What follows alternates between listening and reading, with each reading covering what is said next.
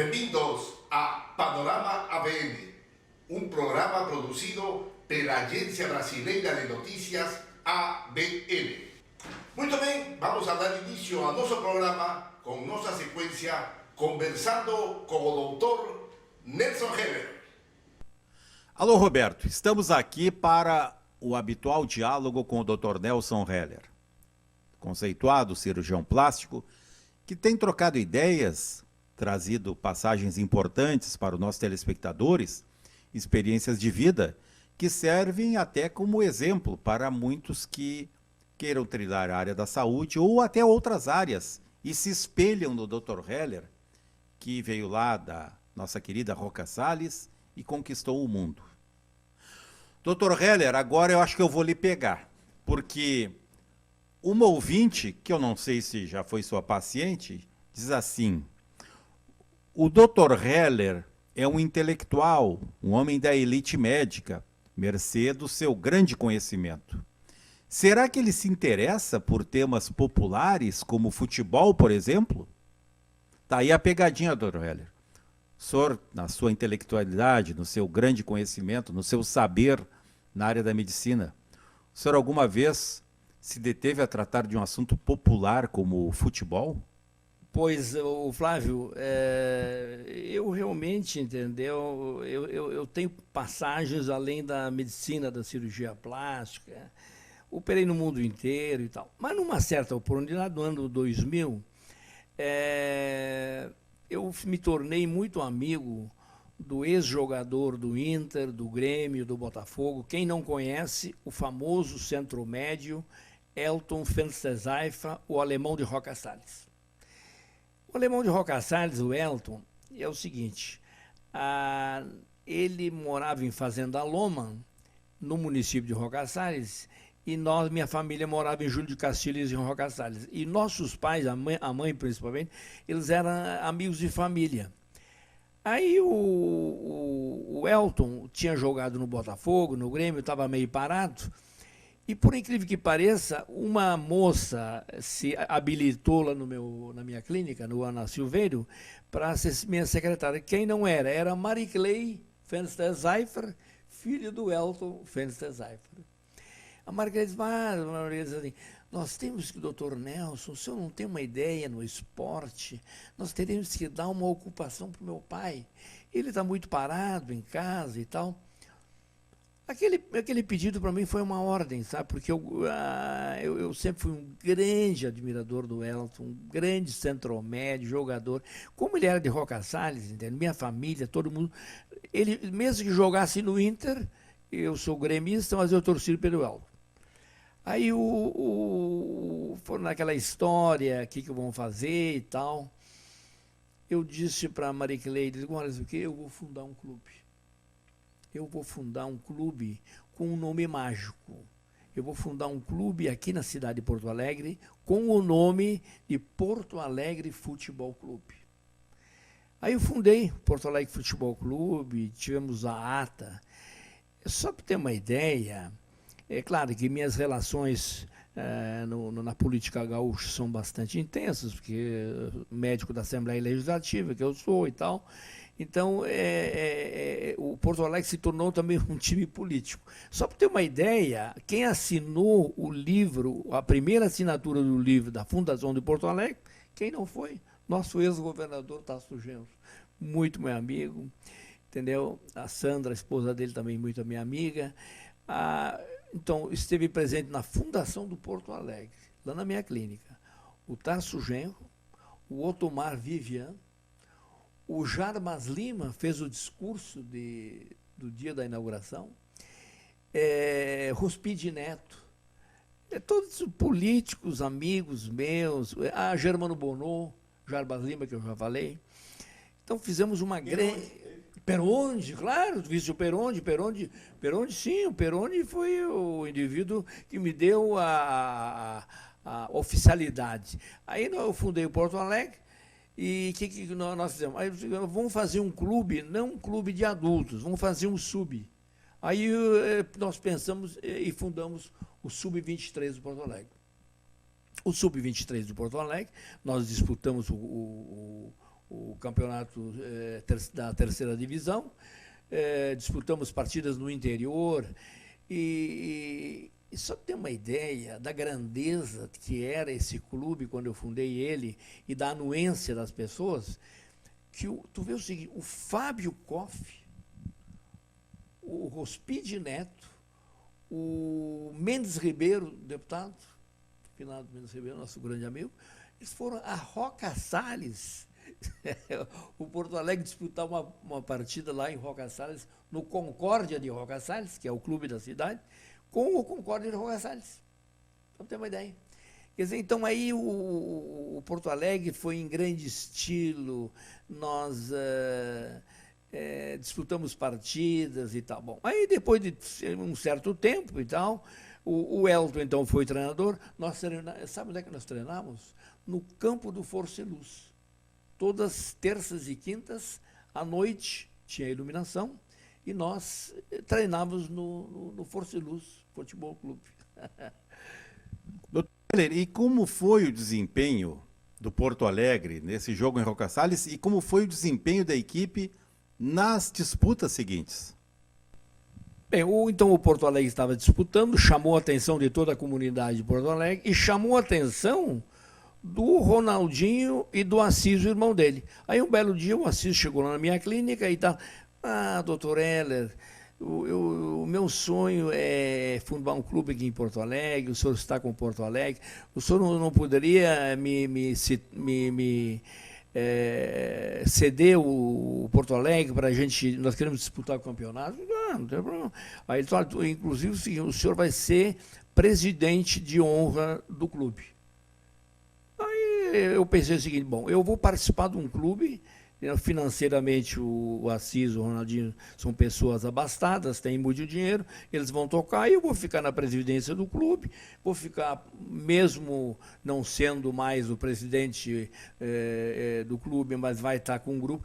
Bom, aí o seguinte, aí o Assis disputou uns campeonatos, entendeu?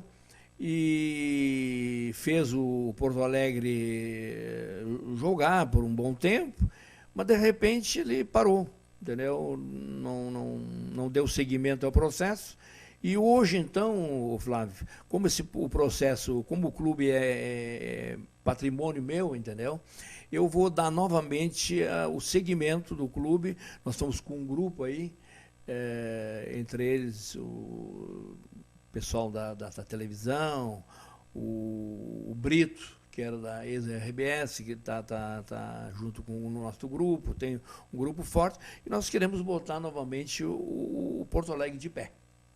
Sobre essas ligações internacionais do Dr. Heller na área do esporte, nós vamos falar depois do intervalo. Estamos conversando com o Dr. Nelson Heller nesses diálogos com o cirurgião plástico tão conhecido no país e no exterior. Hoje estamos variando o tema, até para quebrar um pouco a tensão do ambiente que reina no país, estamos trazendo uma outra faceta do Dr. Heller, que é a sua inserção no mundo do esporte. Ele nos contava aqui, muita gente não sabia, eu até tinha conhecimento, que ele foi fundador e dirigente do Porto Alegre Futebol Clube, um clube que teve um momento de grande destaque e que no momento está adormecido e que agora, nos falou o Dr. Heller, está acontecendo um movimento buscando revitalizar, trazer de volta ao cenário o Porto Alegre. Mas o Dr. Heller deu uma dica no final do comentário anterior, no final do bloco anterior, indicando que graças aos seus contatos, especialmente na Europa, ele conseguiu criar um link do Porto Alegre com clubes, especialmente da Alemanha. Como é que foi isso, Dr. Heller? Bem, Flávio, naquela oportunidade e tal, a coisa estava assim acontecendo. O Bayern de Munique, ele veio ao Brasil para comprar o Marcelino Paraíba. Não sei se tu te lembra daquela fase do Marcelino Paraíba. Aí chegou a Porto Alegre tem dois irmãos na Alemanha que são assim meio donos do Bayern de Munique, que é da família Hoeneß. O Uli Hoeneß e o Dieter Hoeneß. Quem chegou aqui em Porto Alegre foi o Uli Hoeneß. O Uli Hoeneß chegou a Porto Alegre e ele chegou a Porto Alegre e se informou no consulado e no Instituto Goethe que ele precisaria uma pessoa ligada ao esporte e que falasse alemão. Bom, não deu outra, bateu lá na clínica e tal, me telefonou se não podia pedir meu auxílio, porque eles estavam contratando o Marcelino Paraíba. Aí ele chegou na clínica, falamos sobre esporte, sobre o Marcelino Paraíba, e então, após aquele diálogo, então foi estabelecido, o Marcelino Paraíba não sabia falar o português, então eu servi como intermediário nessa troca.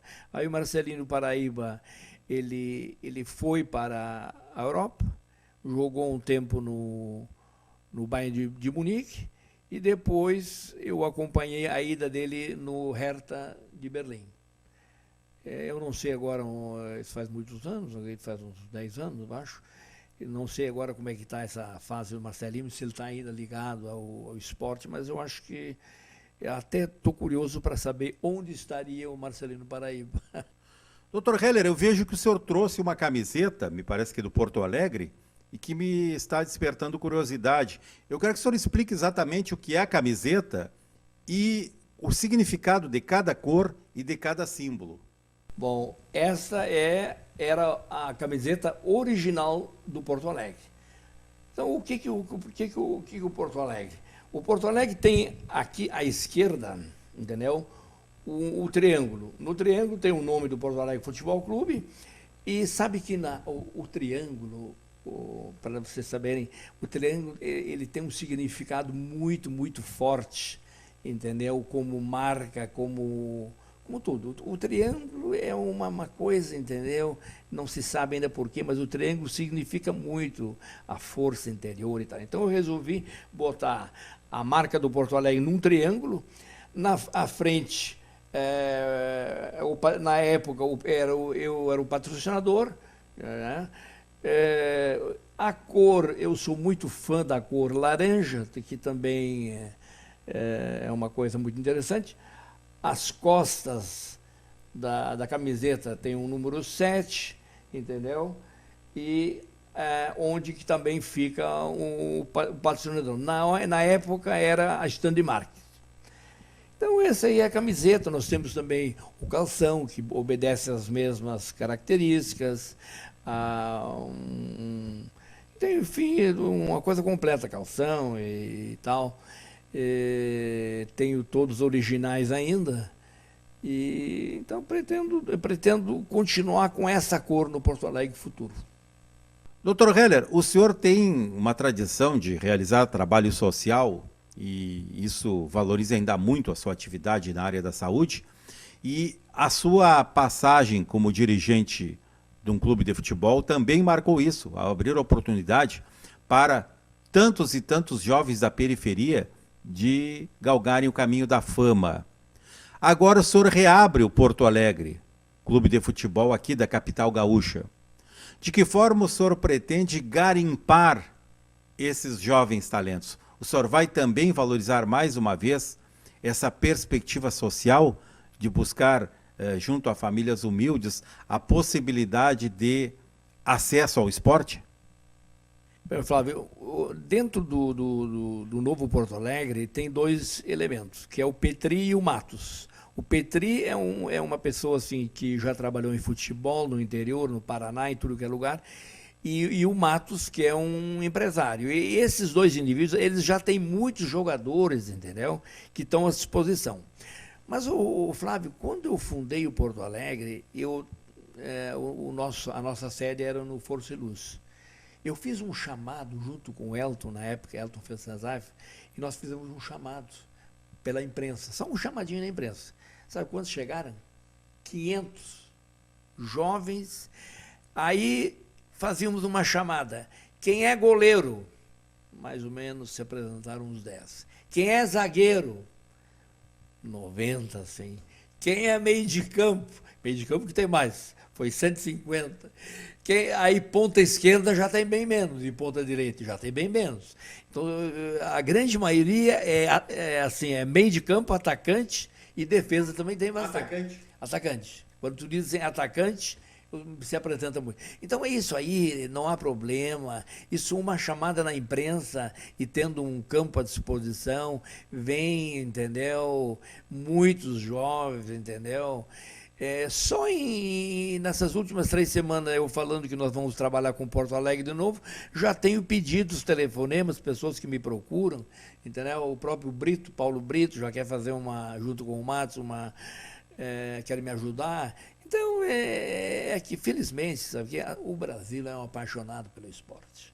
Aqui, falando em futebol, a turma é uma paixão, tu não precisa dispor financeiramente, porque os jovens, tu garimpa eles e dá oportunidade, então, para essa gurizada, entendeu? O que mais querem é jogar futebol, jovens até. E nós vamos fazer um grupo sub-23, novamente. Bem, amigos, devem ter percebido como é importante mais essa faceta que estamos trazendo dessa multiplicidade de ações do Dr. Nelson Heller. Nós vamos torcer pelo êxito dessa empreitada, estaremos juntos e, evidentemente, os telespectadores certamente estarão na torcida por esta camiseta do Porto Alegre. Até a próxima semana. Cada vez se tornam mais importantes e interessantes os comentários e demais informações do nosso querido Dr. Nelson Heller. Agora sim, passamos a nossa esperada sequência, os comentários da semana. E damos início com a participação de nosso apreciado Fabiano Machado. E com você, Fabiano. Olá, Roberto, tudo bem? Quero tratar sobre um tema hoje que incomoda a mim e a toda a população. Quero me referir às condições que estão as ruas de Porto Alegre. Já foram piores, é bem verdade, mas ainda está uma situação caótica na cidade. Vejam, o exemplo aqui atrás é um dos buracos dos tantos que existem nas ruas de Porto Alegre. Isso afeta a mobilidade urbana, estraga os automóveis, enfim, causa perplexidade a toda a população. E queremos aqui fazer um apelo, iniciar fazendo um apelo ao prefeito Nelson Marquesan Júnior. O senhor que se elegeu a pretexto de trazer modernidade à cidade, de trazer tecnologias de ponta, de colocar câmeras nas saídas e entradas da cidade para atender segurança, e ouvi há pouco tempo uma ideia de colocação de tomadas para carregar celulares nas paradas de ônibus. Ora, prefeito, precisamos primeiro cuidar daquilo que é essencial, aquilo que temos, as ruas da nossa cidade. Precisamos cuidar também das nossas praças, que estão aí com matos imensos, atentando inclusive contra a segurança. Mas, por óbvio e por agora, queria lhe fazer esse apelo, iniciar fazendo esse apelo. Cuide das ruas da nossa cidade. Isso afeta a todos que também vêm nos visitar, todas as pessoas que vêm do interior, das cidades contíguas, dos arredores, dirigindo e estragando seus veículos. Sem contar que há uma possibilidade grande de risco. Se formos falar de custos, vamos atentar ao seguinte: os proprietários dos veículos vão começar a direcionar processos judiciais contra a prefeitura pelos seus carros danificados dentro dos buracos. Ora, isso vai agravar a situação, vai aumentar o custo, porque além do custo do conserto da via pública, a prefeitura terá de arcar, possivelmente na justiça, com o custo de conserto de veículos. Isso se não houver algum dano maior a ponto de reparação por danos morais. Esperamos que esse pedido, que não é só meu, é de toda a população, seja atendido com a maior brevidade, para o bem da coletividade. Um abraço e até a próxima oportunidade. Como siempre, es muy grato asistir a los comentarios de Fabiano Machado. Vamos a asistir al comentario del jornalista Flávio Pereira. Com você, Flávio. Alô, amigos. Alô, Roberto. Tudo bem? Eu conversei essa semana com um amigo que é empresário aqui na Grande Porto Alegre.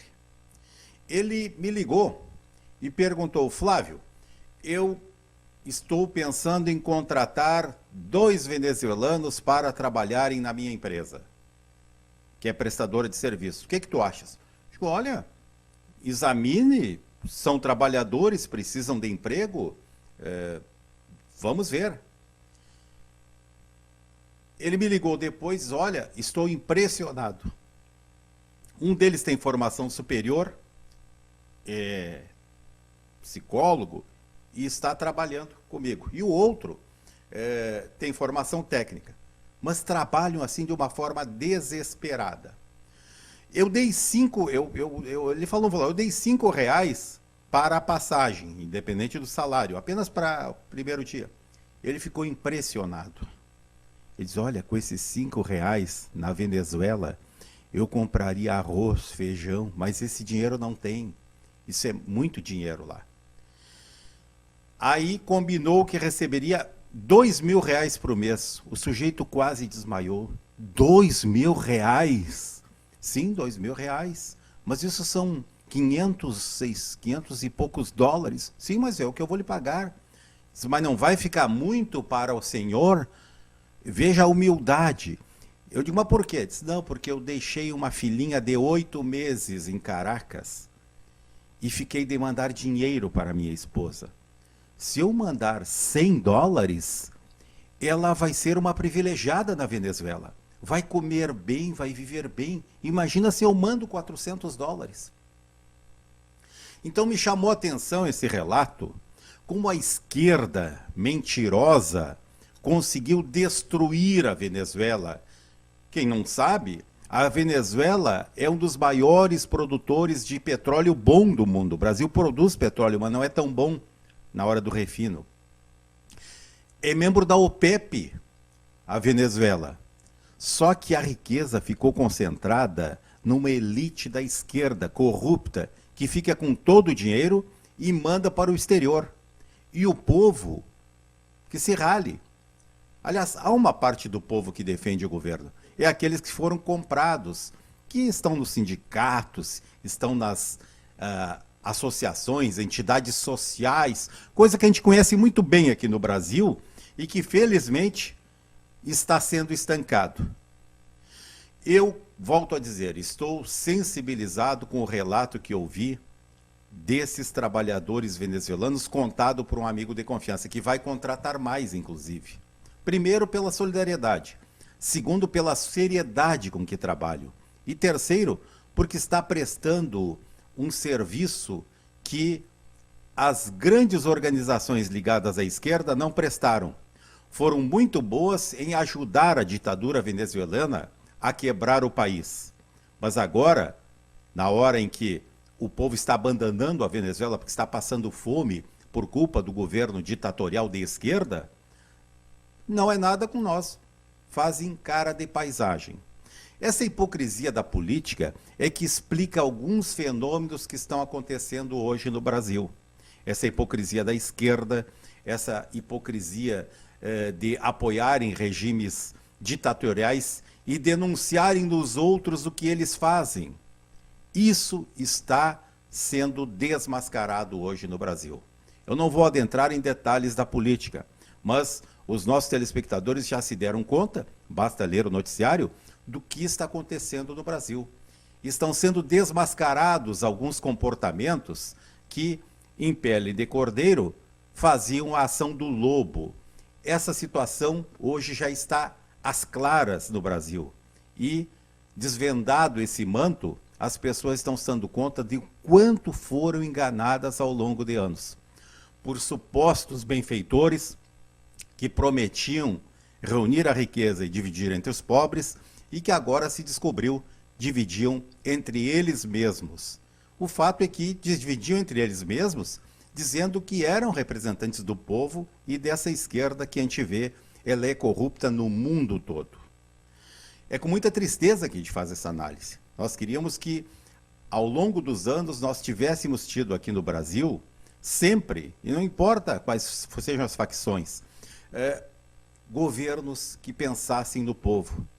Porque quem vem de fora e chega no Brasil fica impressionado como um país pujante como o nosso, rico como o nosso, não exerce hoje uma liderança internacional ao lado de grandes potências como Estados Unidos, China, Rússia. Deveríamos estar ao lado dessas grandes potências, alavancando o desenvolvimento do mundo. Mas fica difícil, com tantos casos de corrupção, e especialmente o aparelhamento que algumas organizações fizeram em órgãos estratégicos do governo e que impedem que esse país cresça. Tomara que tudo isso esteja terminando, para alívio do povo brasileiro. Até a próxima. Muito bem, amigos. Isso foi tudo por hoje. Muito obrigado pela sua assistência e nos encontramos a próxima semana, sempre pela Grande Sul TV, Canal 6. Grande abraço para todos. Até mais.